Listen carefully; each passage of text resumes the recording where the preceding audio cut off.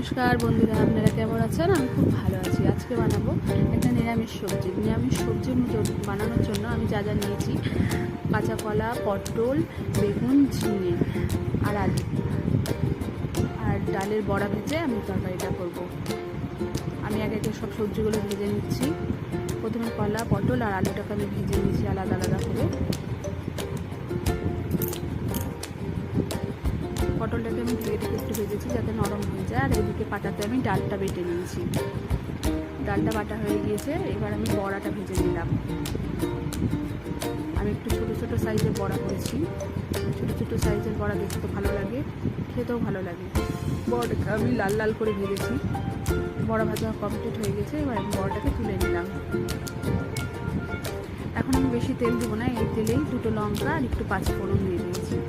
পাঁচফোড়নটা ভাজা হলেই ঝিঙে আর বেগুনটা দিয়ে দেবো।